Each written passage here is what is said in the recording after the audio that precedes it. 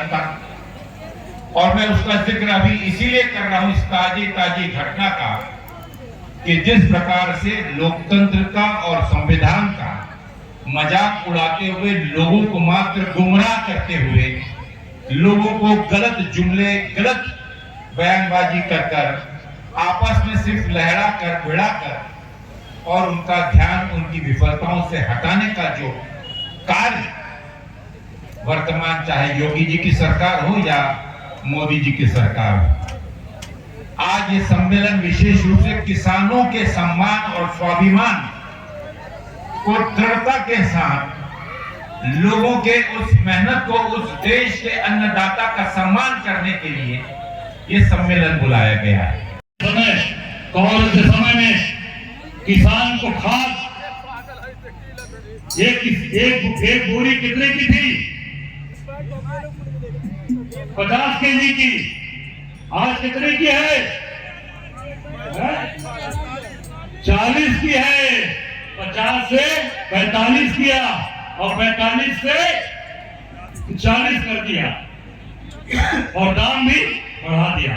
यही स्वाभिमान है किसान का। हमारे कांग्रेस के समय में 50 किलो की बोरी भी आपको मिलती थी और आपको सस्ता भी मिलता था और किसान को हमेशा खाद उपलब्ध होता था। काला बाजारी नहीं थी, आज काला बाजारी हो रही है। आज किसान दर दर की ठोकर खा रहा है, चाहे वो बुंदेलखंड हो, चाहे पश्चिम हो, चाहे पूरब हो, हर जगह किसान परेशान है।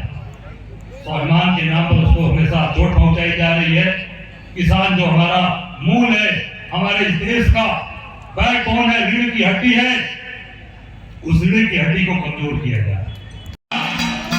धीरे धीरे रोजगार को समाप्त किया और प्राइवेट करा दिया और आने वाले समय में एक बहुत ही भव्य और सुनियोजित तरीके से जो सैकड़ों की तादाद में किसान भाइयों और ट्रैक्टरों की उपस्थिति में जो रैली निकाली गई और जो सम्मेलन आज यहाँ पर हुआ, मैं समझता हूँ कि पूरे प्रदेश के लिए एक सूचनात्मक और पूरे प्रदेश के लिए एक किसानों के भावनाओं को लेकर, उनकी समस्याओं को लेकर जो आंदोलन की शुरुआत यहाँ से प्रदेश कांग्रेस कमेटी करने जा रही है, एक बहुत ही सफलतम आयोजन रहा।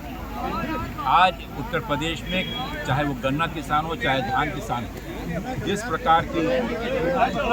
प्रकार की दुर्दशा किसानों की हो रही है और जिस प्रकार से सम्मान निधि के नाम पर भावनात्मक रूप से और उनके जमीर को गिरवी रखकर उनकी दुर्दशा और उनके घर पर 2 वक्त की रोटी भी आज पकाना मुश्किल है, उन किसानों के समर्थन में आज कांग्रेस पार्टी ने यहाँ पर आयोजन किया और आने वाले दिनों में इन्हीं सब मुद्दों को लेकर, चाहे विधानसभा हो, चाहे सड़क हो या लोकसभा हो, इन मुद्दों को लेकर हम इन आवाज़ों को और मजबूती से रखेंगे और सरकार से निवेदन करेंगे कि यहाँ की जो हमारी चीनी मिल है, यहाँ पर चल रही जो मंडी है, उसे पुनः स्थापित कर और उसे सुचारू रूप से किसानों के फायदे के लिए पुनः स्थापित। ठीक, भोपाल में अभी लड़की ने न्याय घटना की जांच की है, उसमें एक पक्ष के ऊपर सीधा आरोप है पथराव करने का, क्या कहना चाहेंगे आप उसके बारे में? देखिए, चाहे संभल हो, चाहे अजमेर हो और चाहे उत्तराखंड हो, पूरे प्रदेश के अंदर इस प्रकार का वातावरण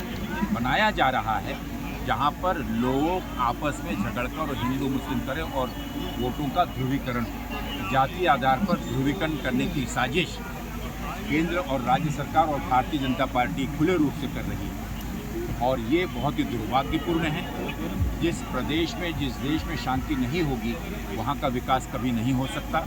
आज मस्जिद और मंदिर के नाम पर कभी वहाँ पर मंदिर हुआ करता था, कहीं वहाँ पर मस्जिद हुआ करती थी। इस देश के सभी पहले इसके ऊपर निर्णय हो चुका है और इसके लिए विशेष कानून बनाया गया है कि धर्म के नाम पर जो संस्थानें हैं उन पर पुनः किसी प्रकार का वाद विवाद ना हो।